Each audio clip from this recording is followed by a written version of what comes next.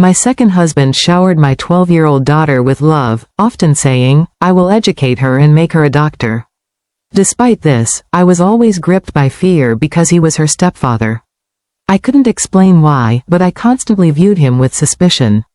He insisted on enrolling her in a new school, but soon, a strange pattern emerged. Every other day, my daughter would faint at school, and the school would call my husband's number, asking him to come and collect her. One day, I opened her school bag to check her notebooks. I found a note from the teacher. "Your daughter arrives at school an hour late every day. Please come to school tomorrow, I want to show you something."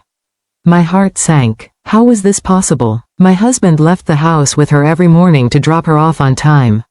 Without telling him, I went to the school myself. When I met the teacher, she opened a drawer and showed me something that made my head spin. I felt like I was losing my senses. My name is Sheher. I was very beautiful, but my luck did not match my looks. My first marriage was to a man who was incredibly cruel. He beat me daily for no reason, sometimes because the food wasn't perfect or the clothes weren't ironed. I never understood what he gained from hurting me. I had been raised with the mindset that, you leave your husband's house only in a shroud death, so I told no one. I thought this was normal until he beat me so badly that he broke my leg. My brother, visiting from abroad, witnessed the aftermath. He refused to let me stay. My husband, in a fit of rage, divorced me. My leg healed, but I was left with a permanent limp.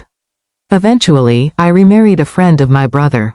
He was older and had no children of his own. Everyone said he was a good man for marrying a disabled woman like me.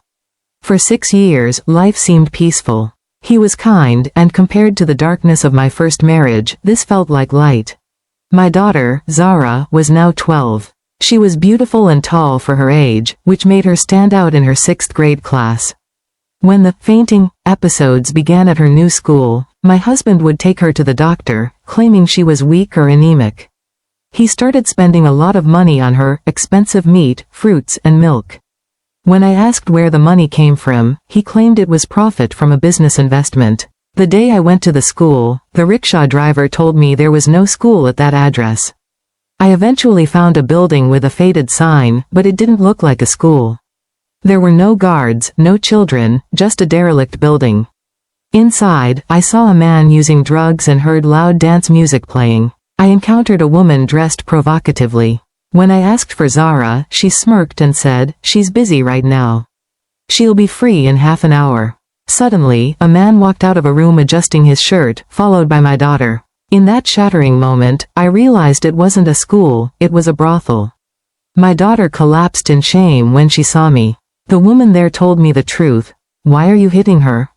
Her father brings her here every Saturday, leaves her for a few hours, and collects the money." I didn't go home. I went straight to the police. I reported the brothel and my husband. It turned out my husband was selling her for those few hours every week. He had threatened to kill her if she spoke up. My daughter, wise beyond her years, told me how she protected herself. Whenever a man approached her, she would fake a seizure, foaming at the mouth and collapsing so they would be too terrified to touch her. That was the fainting, the school which was a front for the business had been calling about. I visited my husband in jail one last time. He showed no remorse, only asking me to drop the charges. I refused. I took my daughter, moved to a different city to live with my brother, and obtained a divorce khula. It took years of patience and therapy to heal her scars. She eventually completed her education and is now married and safe. Even now, my heart shudders when I think of that time.